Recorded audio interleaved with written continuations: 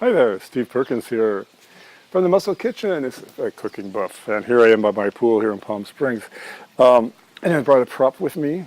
Yeah, yeah, big old nasty hiking boot. These are great, and I certainly used quite a bit when I lived in Colorado. And I was led hikes for the Sierra Club. I was a co-chair of a gay and lesbian section of the Sierra Club in Denver. And so it was my job to make sure that all of the people participating in the event, whether it was a hike, a snowshoe, a verified ski event, or a camping trip, mountain biking, whatever, that people signed up for the event were informed about everything that was on the trip and involved, and about safety and being fully prepared, and in particular, knowing about hydration. People would show up on an all-day hike with one little bottle of water like this. Not at all adequate.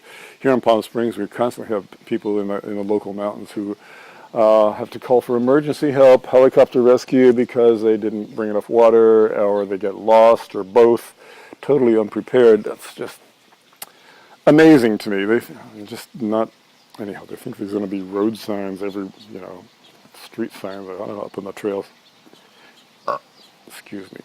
Anyhow, I digress. In Colorado, by the way, the state is one of the very highest and healthiest populace in the country. That's because there's physical activities to be done all year round, even when it's snowing. I mean, people are shoveling their sidewalks and driveways, but up in the mountains most of the time, doing all kinds of great stuff. And I was certainly guilty of those pleasures as well.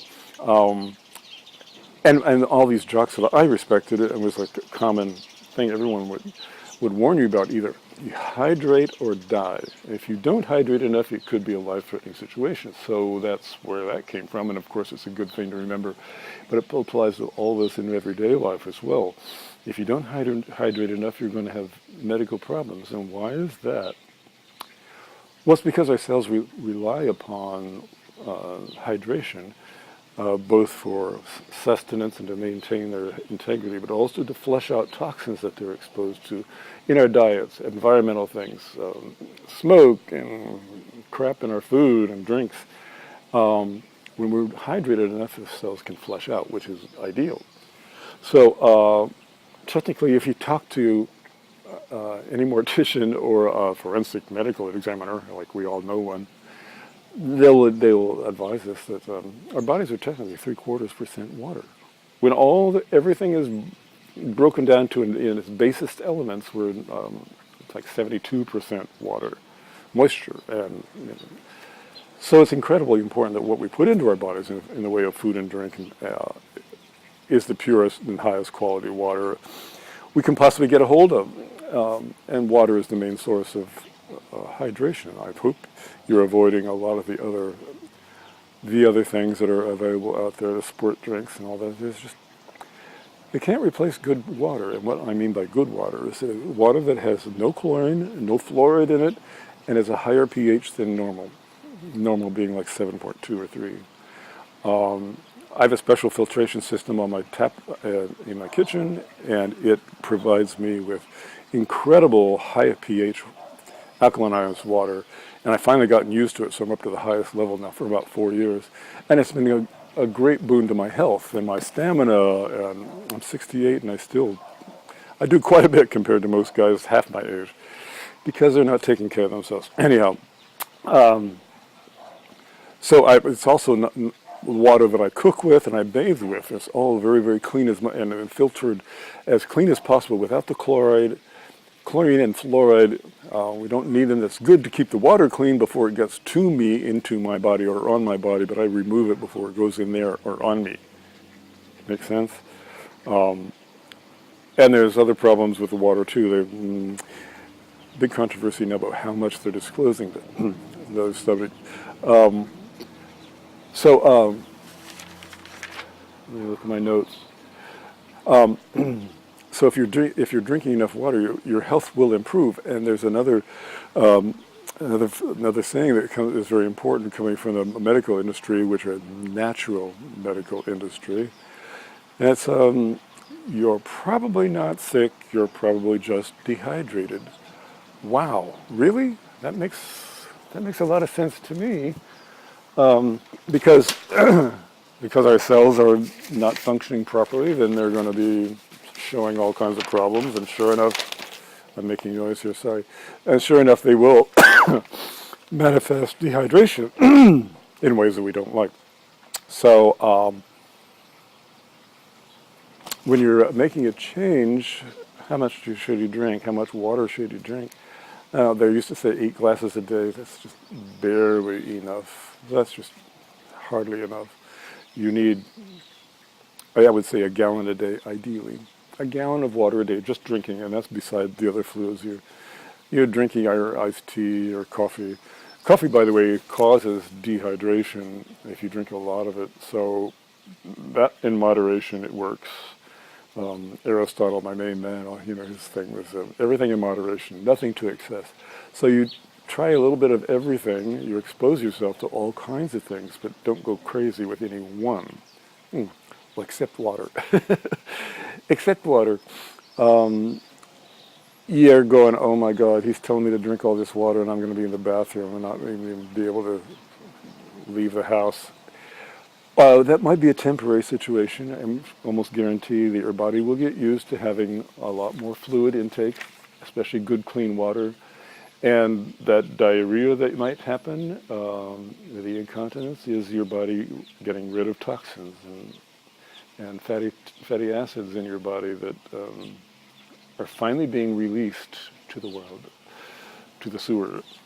Also, your skin will perspire toxins and impurities as well. So all of it's good, but I swear it will be temporary. So gradually increase the amount of water you're drinking. Yeah, I know nobody wants willingly go get diarrhea, but if you do have some, just chill. Just be careful that don't get panicky, and certainly don't stop drinking water. That's dangerous. I see people out here in Palm Springs. There's a lot of elderly populace here, and the ones that know what they're doing, you say, how do you look so young? Well, the ones who don't know what they're doing obviously have that dry, leathery skin. They're not hydrated. They're not drinking enough water, pure water. Or they're still smoking cigarettes. Everything can influence it. So onward and upward, let me think about temperature. So does temperature really matter about the water you're drinking? Absolutely. If you're drinking ice, and everything is iced coffee, iced tea, sodas, go get me started there. That's another segment. Iced everything's fruit juice. Not a good idea. Just don't make a habit of putting ice in everything. Do it only when you really, really want it and really, really need it, and that should be maybe 5% of the time.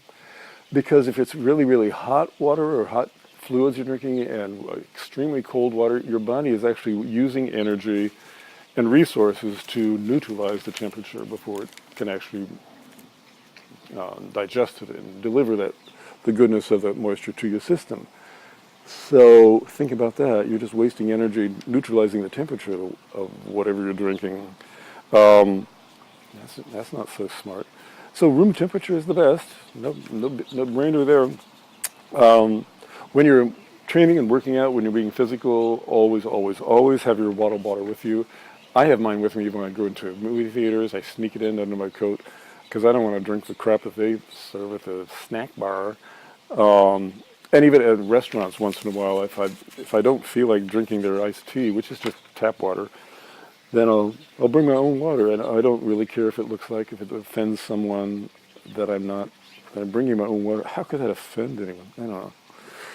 It's my body. I'm taking care of it, so ask me why I'm doing this. But when you're training, working out, being physical, doing physical activities, always drink more water than you think you need. Don't wait until you're thirsty.